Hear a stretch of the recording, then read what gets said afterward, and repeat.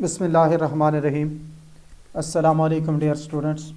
I am professor Siddiq Nawaz, alpine degree college Khanpur.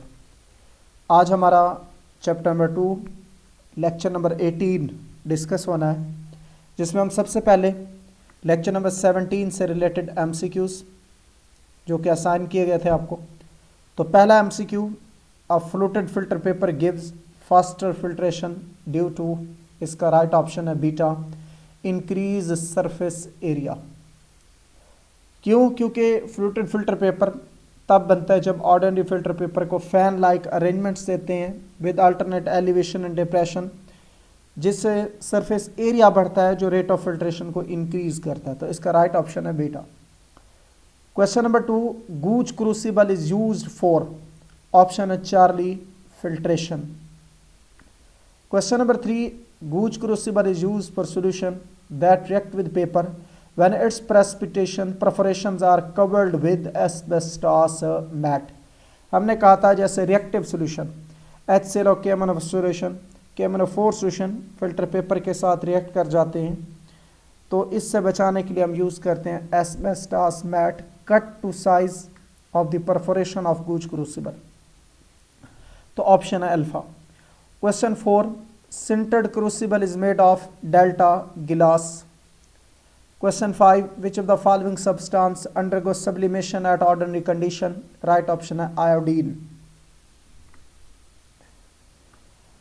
Question number 16, which one of the following is an example of substance purified by sublimation? Benzoic acid, naphthalene और ammonium chloride। Delta all option है क्योंकि all के ये तीनों option जो हैं, तीनों substances जो हैं सब्लिमेशन शो करते हैं, तो ऑप्शन है इस वक्त delta. Which of the following will not undergo sublimation? Option है beta, benzene. Question number 8, which of the following mixture can be separated by sublimation? तो इसका राइट ऑप्शन है बीटा, सैंड एंड नेफ्थलीन, क्योंकि हमने कहा था वोलाटाइल और non volatile substances की एक दूसरे से सेपरेशन होती है थ्रू सब्लिमेशन। अब मैं डिस्कस करने लगा हूँ हमारा आज का लेक्चर नंबर 18। लेक्चर नंबर 18 में आज की जो आर्टिकल है वो है क्रिस्टलाइजेशन। क्रिस्टलाइजेशन क्या है बेटा? The formation of crystal of a substance when it's hot saturated solution is cooled moderately is called crystallization. बेटा हमारे पास एक होता है सैचुरेटेड सॉल्यूशन जिसमें रूम टेम्परेचर पे maximum amount of solute solvent में हल होती है, और हॉट सैचुरेटेड सॉल्यूशन क्या है कि रूम टेम्परेचर पे जब आप सॉल्यूट को सॉल्वेंट के अंदर ऐड करें और वो मैक्सिमम क्वांटिटी हल हो जाए, आप उसके अंदर मज़ीद सॉल्यूट ऐड करें, वो रूम टेम्परेचर पे हल ना हो लेकिन हीट करने से वो हल हो जाए, तो इसे कहेंगे हॉट सैचुरेटेड सॉल्यूशन। जब हम इसे कूल करेंगे तो जो रूम टेम्परेचर पे जितना सॉल्यूट हल था वो तो हल रहेगा, लेकिन कूल करने पर जो एक्सेस अमाउंट जो हमने बाद में डाली है वो सेपरेट हो जाएगी in the form of crystal. तो इस प्रोसेस को कहेंगे क्रिस्टलाइजेशन। इसलिए मैंने कहा है the formation of crystals of a substance when it's hot saturated solution is cooled moderately is called crystallization. अब हमें क्रिस्टलाइजेशन की ज़रूरत क्यों पड़ती है? जब केमिकल कंपाउंड को प्रिपेयर किया जाता है तो वो यूजुअली इम्प्योर होता है, और इस इम्प्योर सब्सटेंस को कहते हैं क्रूड सब्सटेंस। अब इस प्योर प्रोडक्ट को क्रूड सब्सटेंस से हासिल करने के लिए ज़रूरी होता है कि हम क्रिस्टलाइजेशन करें जिससे हमें प्योर प्रोडक्ट मिल सके। फिर इसका प्रिंसिपल क्या है, किस असूल के तहत हमारे पास क्रिस्टल्स मिलती हैं? बेटा इसका प्रिंसिपल ये है कि जो सॉल्यूट होता है should be soluble in suitable solvent at high temperature, कि जो हमारा सॉल्यूट है ना वो सूटेबल सॉल्वेंट के अंदर हाई टेम्परेचर पे ज़्यादा से ज़्यादा हल होना चाहिए और रूम टेम्परेचर पे कम से कम हल होना चाहिए। देखें, जब कोई क्वांटिटी, जब कोई चीज़ रूम टेम्परेचर पे थोड़ी हल हो और हाई टेम्परेचर पे ज़्यादा हल हो, अगर हाई टेम्परेचर पे ज़्यादा हल है तो वो हॉट सैचुरेटेड सॉल्यूशन बना हुआ है। जब हम उसे कूल करेंगे रूम टेम्परेचर पे वो थोड़ा हल है, तो जो एक्सेस अमाउंट हाई टेम्परेचर पे हल है वो सेपरेट होती है in the form of crystal. तो अब इसके प्रिंसिपल को समझिएगा कि the solute should be soluble in a suitable solvent at high temperature and the excess amount of the solute is thrown out as crystal when it is cooled। तो hot saturated solution को जब हम cool करते हैं, room temperature पे ले आते हैं, तो रूम टेम्परेचर पे जितनी सल्यूट हल होना होता है वो हल रहता है। जो हाई टेम्परेचर पे क्वांटिटी एक्स्ट्रा हल हो गई थी वो अपेयर होती है in the form of crystal. तो प्रिंसिपल ये है कि the solute should be soluble in a suitable solvent at high temperature and the excess amount of the solute is thrown out as crystal when it is cooled। अब इस crystallisation का objective क्या है? Its objective is to obtain pure product from the crude one. अब बेटा इस crystallisation के different steps हैं, 7 स्टेप्स हैं मेजर। पहला होता है चॉइस ऑफ सॉल्वेंट, दूसरा होता है preparation of hot saturated solution, तीसरा होता है फिल्ट्रेशन, चौथा होता है कूलिंग, पांचवा होता है कलेक्टिंग द क्रिस्टल, छठा होता है ड्राइंग द क्रिस्टलाइज्ड सब्सटेंस, सातवां होता है डीकलराइजेशन ऑफ अनडिजायरेबल कलर। तो अब मैं one by one in steps को डिस्कस करने लगा हूं। तो जो पहला स्टेप है हमारा चॉइस ऑफ सॉल्वेंट। अगर हम चॉइस ऑफ सॉल्वेंट की तरफ देखें तो इस चॉइस ऑफ सॉल्वेंट में मेथड अपनाया जाता है हीट एंड ट्रायल मेथड, कि सल्यूट लेकर मिनिमम क्वांटिटी सल्यूट की लेकर लिटिल क्वांटिटी थोड़ी सी क्वांटिटी सॉल्वेंट की लेकर उसमें हल करते हैं। रूम टेम्परेचर पे भी चेक कर लेते हैं, हाई टेम्परेचर पे भी चेक कर लेते हैं। हमारी ये कोशिश होती है कि हमारा सल्यूट ऐसे सॉल्वेंट को सेलेक्ट करें जिसके अंदर सल्यूट की मिकदार रूम टेम्परेचर पे कम हल हो और हाई टेम्परेचर पे ज़्यादा हल हो, ताकि जब हम दोबारा कूल करें तो जो एक्सेस अमाउंट ऑफ सल्यूट हल हुई है वो अपेयर होनी चाहिए in the form of crystal. तो चॉइस ऑफ सॉल्वेंट क्या है? The solvent is chosen on heat and trial basis. अब जब हम किसी चीज़ को हीट एंड ट्रायल मेथड पे सिलेक्ट कर रहे होते हैं तो कुछ करैक्टरिस्टिक्स होती हैं, कुछ प्रॉपर्टीज़ होती है जिन्हें मद्देनजर रखते हैं। तो पहली प्रॉपर्टी क्या होनी चाहिए? शॉर्ट क्वेश्चन है, characteristics of a solvent use for crystallization, कि जो क्रिस्टलाइजेशन के लिए सॉल्वेंट हम यूज़ करेंगे उसकी करैक्टरिस्टिक्स क्या होनी चाहिए। तो पहली करैक्टरिस्टिक क्या है बेटा? It should dissolve a large amount of substance at its boiling point and only a small amount at room temperature. कि सॉल्वेंट ऐसा सेलेक्ट करें जो रूम टेम्परेचर पे सल्यूट को कम से कम हल करे और हाई टेम्परेचर पे सल्यूट की मिकदार ज़्यादा से ज़्यादा हल करे। Number 1। Number 2, it should not react chemically with the salute. Solvent का काम सिर्फ इतना होना चाहिए कि वो सल्यूट को अपने अंदर हल करे, केमिकली रिएक्ट करके कुछ और ना बना दे। Number 3, it should either not dissolve the impurities और the impurities should not crystallize out from it along with the solute. जो हमारा सॉल्वेंट है उसकी खूबी होनी चाहिए कि वो इम्प्योरिटीज़ को ना तो अपने अंदर हल करे और ना ही इम्प्योरिटीज़ को प्योर सब्सटेंस के क्रिस्टल के साथ क्रिस्टल्स की फॉर्म में अपेयर करे। चौथी प्रॉपर्टी है कि जब हम कूल करें it should deposit well formed crystals of the pure compound. पांचवी प्रॉपर्टी यह बेटा कि इट शुड बी इनएक्सपेंसिव, महंगा ना हो, it should safe to use और इस्तेमाल करना ईजियर हो।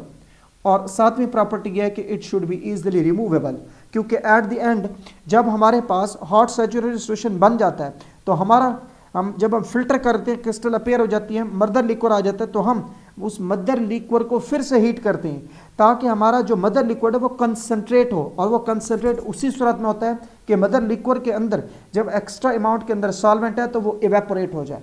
तो it should be easily removable.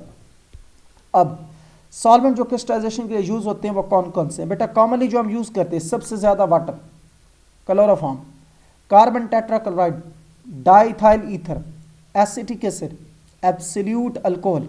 100% ethanol is called absolute alcohol. Acetone, rectified spirit, 95% ethanol जो है that is called rectified spirit. जबकि petroleum ether. If none of the solvent is found suitable for crystallization, a combination of 2 or more miscible solvent may be employed।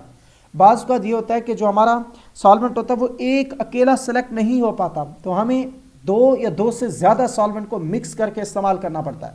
तो हम ऐसे 2 solvent choose करते हैं जो एक दूसरे के अंदर मुकम्मल तौर पे हल हो जाने वाले। अगर 2 सॉल्वेंट आपस में मुकम्मल तौर पे हल हो जाए तो these are known as miscible solvents.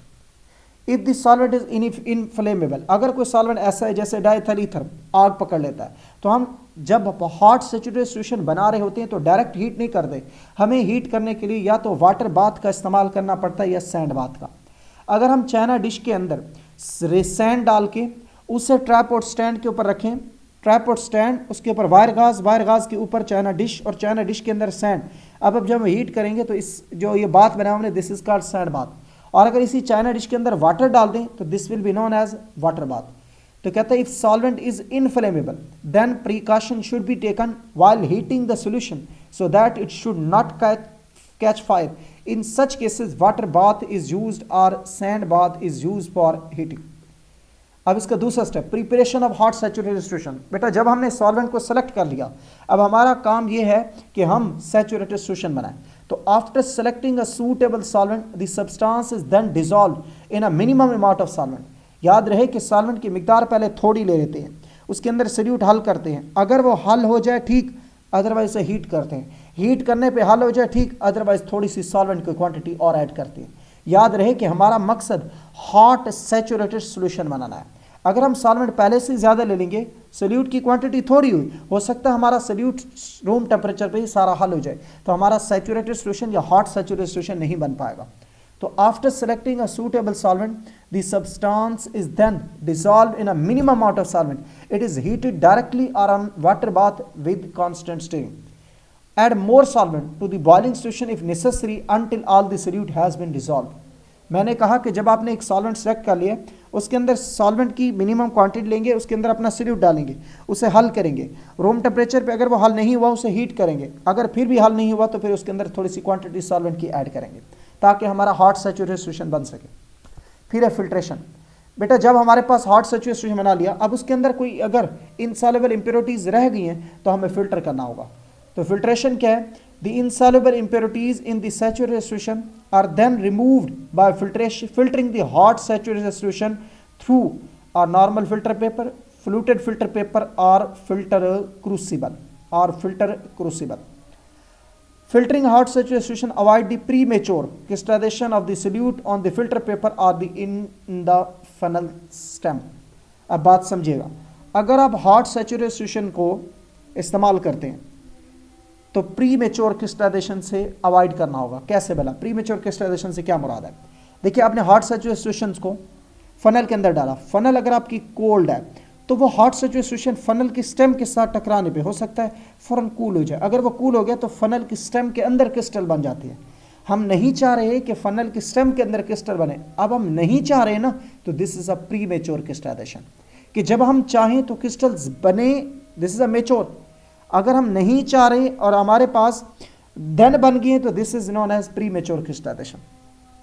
If necessary hot water funnel should be use for this purpose. मैंने कहा अब अगर हम फनल को हॉट वाटर से वॉश कर लें तो फनल हॉट होगी, जब हॉट सैचुरेटेड सॉल्यूशन को उसके अंदर डालेंगे फिल्ट्रेशन के लिए तो स्टेम के अंदर क्रिस्टल्स नहीं बनेंगे। फिर है बेटा cooling. The hot saturated solution is cooled at moderate rate to get the medium size crystal. ये सबसे बेस्ट होता है क्योंकि हॉट सैचुरेटेड सॉल्यूशन को मीडियम वेज में कूल करेंगे, मॉडरेट वे में कूल करेंगे तो मीडियम साइज क्रिस्टल बनेंगे, जिससे ना तो इम्प्योरिटीज क्रिस्टल का हिस्सा होगी और ना ही बिगर साइज क्रिस्टल्स होने की वजह से उसके अंदर सॉल्वेंट एज एन इम्प्योरिटी बाकी रहेगा। Medium size crystal include less solvent carrying less impurities. Slow cooling yield bigger crystal which are likely to be include considerable amount of solvent carrying impurities. This make drying process complicated and render crystal impure. Slow cooling, moderate cooling, ये बेटा ये इसे remove करना था, ये रह गया तो इसे जो है ना मैं रिमूव ही कर देता हूँ। तो ये हिस्सा जो था ये नहीं है इसके अंदर। अब हमने कहा जो कूलिंग है क्रिस्टल्स की, उनकी क्रिस्टलाइजेशन की, क्रिस्टल्स बनने की जो कूलिंग है वो मॉडरेट में करनी है ताकि मीडियम साइज क्रिस्टल मिले। स्लो वे में करेंगे तो बिगर साइज क्रिस्टल मिलेंगी जिससे उसके अंदर सॉल्वेंट एज एन इम्प्योरिटी आ जाएगा, तो क्रिस्टल्स की ड्राइंग प्रोसेस कॉम्प्लिकेटेड हो जाएगा। और अगर हम फास्ट कूलिंग करेंगे तो हो सकता है हमारे पास इम्प्योरिटी क्रिस्टल्स का हिस्सा बन जाए और हमारे पास वेरी स्मॉल साइज क्रिस्टल्स आए जो हमारे काम की ना हो शायद। कलेक्टिंग ऑफ द क्रिस्टल्स, अब उन्हें कलेक्ट कैसे करना है? When the crystallization is complete, the mixture of crystals and the mother liquor is filtered through a gauge crucible using a vacuum pump. First, full suction is applied in order to drain the mother liquor from the crystals as effectively as possible.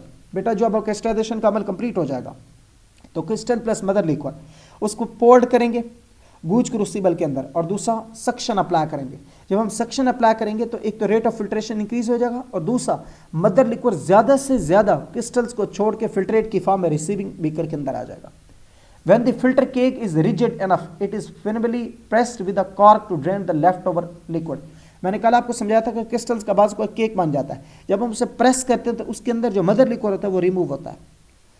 The crystals are then washed with a small portion of cold solvent and the process repeated several time. The process of crystallization appear to be very simple, yet the success of operation lies in the amount or percentage of crystallized product.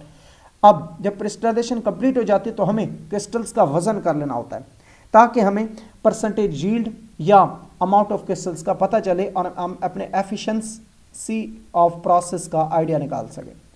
The solution left behind after the preparation of a crystals is called mother liquid. कि जो solution crystals को remove करने के बाद रह जाता है that is called mother liquid. The mother liquid is quite often concentrated by evaporation. जब हम उसे हीट करेंगे मदर लिक्विड को तो सॉल्वेंट इवेपोरेट हो जाएगा, पीछे दोबारा हॉट सैचुरेटेड सॉल्यूशन बन जाएगा। And cool to obtain a fresh crop of crystal. दोबारा हम उस मदर लिक्विड को क्या करेंगे, अगेन कूल करेंगे। देखें, एक दफ़ा क्रिस्टलाइजेशन की, क्रिस्टल्स को फिल्टर किया, पीछे मदर लिक्विड मिलाओ, मदर लिक्विड को हीट करोगे, सॉल्वेंट इवेपोरेट हो जाएगा, ये mother liquid hot concentrated solution बन जाएगा। इसे कूल करोगे, क्रिस्टल मिलेंगी, फिर फिल्टर करोगे, क्रिस्टल अलग हो जाएगी, फिर अगेन मदर लिक्विड, उसे फिर हीट करोगे, सॉल्वेंट इवेपोरेट हो जाएगा जिससे मदर लिक्विड फिर कंसंट्रेट हो जाएगा। इससे अगेन एंड अगेन हम क्रॉप्स ऑफ क्रिस्टल्स अचीव कर सकते हैं। फिर है बेटा drawing the crystallised substance. Drawing के 3 प्रोसेस हैं, by pressing between the fold of filter paper, drawing in an oven, drawing in vacuum desiccator. By pressing between the fold of filter paper में क्या है, pressing crystals between several fold of filter paper and repeating process several time. हम filter paper लेकर उसके ऊपर crystals रखते हैं और उस फिल्टर पेपर को आहिस्ते से फोल्ड करते हैं। जब आहिस्ते से फोल्ड करेंगे तो फिल्टर पेपर उस लिक्विड को, सॉल्वेंट को एब्जॉर्ब करेगा, जिससे हमारे पास क्रिस्टल्स ड्राई हो सकते हैं। लेकिन इसका डिसएडवांटेज है, 2 डिसएडवांटेज। एक तो crystals are crush to fine powder, कि जब हम उसे प्रेस करने लगे फिल्टर पेपर को, हो सकता है क्रिस्टल्स टूट के बारीक हिस्सों में कन्वर्ट हो जाए। दूसरा, फाइबर जो होते हैं फिल्टर पेपर के वो क्रिस्टल्स का हिस्सा बन सकते हैं। फिर है drawing in an oven. Alternately, the crystals are dried in an oven provided the substance does not decompose on heating at 100 degree Celsius.